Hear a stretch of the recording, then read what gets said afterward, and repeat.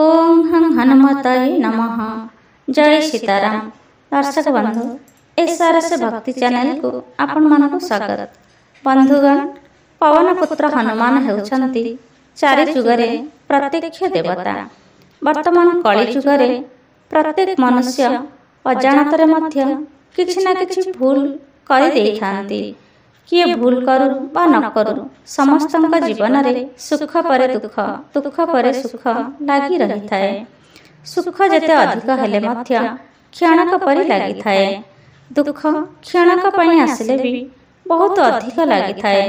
साधारण मनीष दुख समय रे भगवान को प्रार्थना करिथांती दुख कष्टर मुक्ति पाइबा पई। भगवान रामचंद्र मध्य विपद बेले हनुमानकर साहाय्य लोड़िथिले।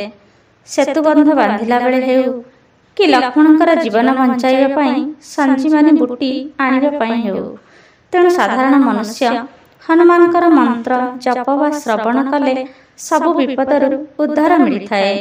दर्शक बंधु, जदि मोर कहिबारे किछि भूल रहउथाए ताहले क्षमा करिवे। धर्म सहित जोड़ी रहिबा पई एही भक्ति चैनलटी को सब्सक्राइब करिवे। वीडियोटी भल लागिले वीडियोटी को लाइक और कमेंट निश्चिंत करिवे। एबे हनुमानकर एही मंत्रटी सुनिबा। मंत्रटी हेउछि ओम अंजनी गर्भ संभूतं कपीन्द्र सच्युतम राम प्रिय नमस्तुभ्य हनुमान रक्ष्य सर्वदा। ओम अंजनी गर्भ संभूतं कपीन्द्र सच्युतं राम प्रिय नमस्तुभ्य हनुमान रक्ष्य सर्वदा।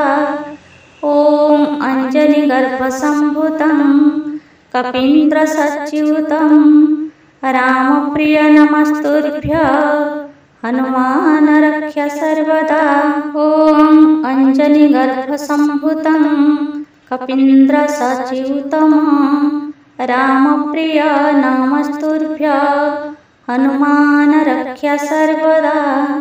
ओम अंजनी गर्भ संभूतं कपीन्द्र सच्युतं राम प्रिय नमस्तुभ्य हनुमान रक्ष्य सर्वदा।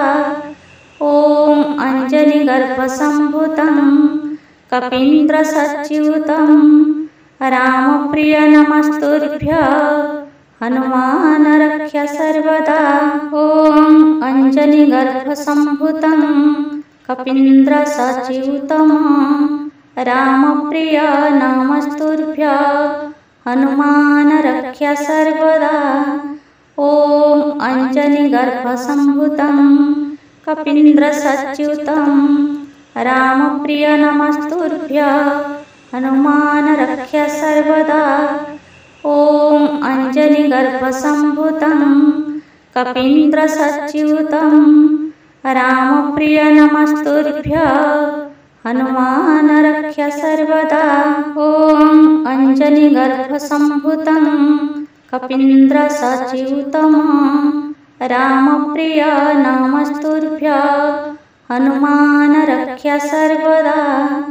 ओम अंजनी गर्भ संभूतं कपीन्द्र सच्युतं राम प्रिय नमस्तुभ्य हनुमान रक्ष्य सर्वदा। ओम